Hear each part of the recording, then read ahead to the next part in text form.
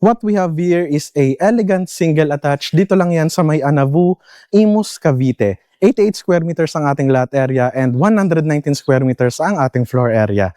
And ganito yung itsura ng ating frontage. As you can see here, meron tayong garden box dito. Pero yung ibang residente dito, ang ginawa nila is pinataasan nila tong part na to and then i-convert nila into a mini veranda. On this side naman is yung ating carport. And then yung access papuntang ating lanay area and service area. Dito naman is yung ating porch. As you can see, covered na siya ng ating canopy coming from your second floor.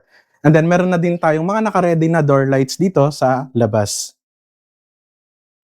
Upon entering your unit, meron kang napakaluwag na living space. We have a 60 by 60 centimeters na tiles dito sa ground floor. And as you would notice as well, yung ceiling natin is cove ceiling na siya. And then dito naman meron tayong casement window dito. If gusto mo ng well-ventilated na bahay, then you can just keep this open.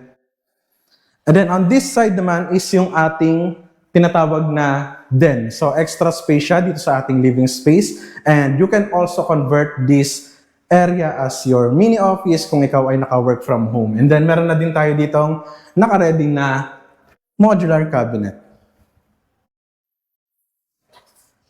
On this side, since nandito yung ating cable outlet, pwede mo dito ilagay yung inyong television.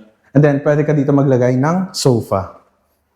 Dito naman is yung magiging ating provision for dining area. And then, dito naman is yung ating access dito sa may service area. And then, here's our kitchen. Meron tayong hanging cabinets here, base cabinet, and then yung ating stainless sink on granite countertop. And then, we have two rooms dito, which is yung ating toilet and bath dito sa ground floor. And then dito naman is yung ating maid's quarter. And then kung mapapansin nyo, napakataas ng ating cabinet from ground to ceiling siya. And then dito naman yung magiging higaan ng ating if meron kayong maid. And then meron siyang sariling toilet and bath dito. But this space, you can also convert this into a your storage, or di kaya naman room for your guest.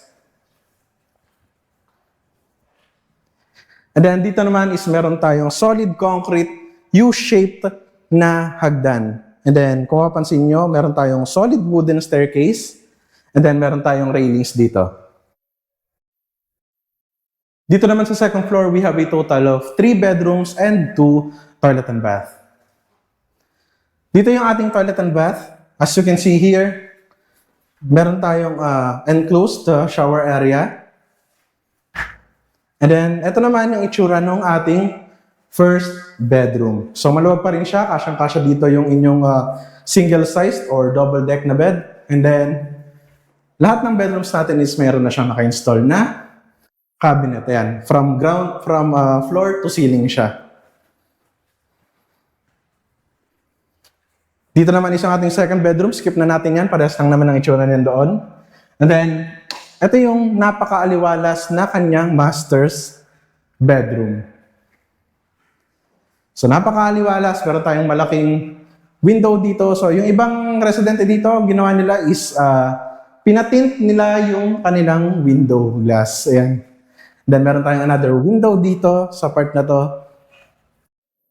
And then, nandito yung ating cable outlet. So, pwede ka maglagay ng TV dito sa part na to. And then, yung ating master's toilet and bath. Ito yung master's toilet and bath natin. Meron tayong closet dito. Ayan. Dito yung ating lavatory. And then, meron tayong wet area dito na enclosed na siya. And then, dito naman sa part na to is yung ating balcony.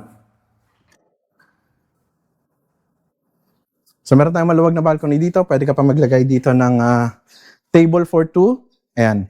And that's it. For Tripping and Site Viewing Schedule, pwede mo akong i-message kung saan social media platform mo man napanood tong video na to. Pwede ka din mag-send ng SMS or tumawag sa phone number na nasa screen. Active din yung phone number na yan sa Viber and WhatsApp. This is J Digital Properties of Omniland Real Estate Broker Corporation. See you next time.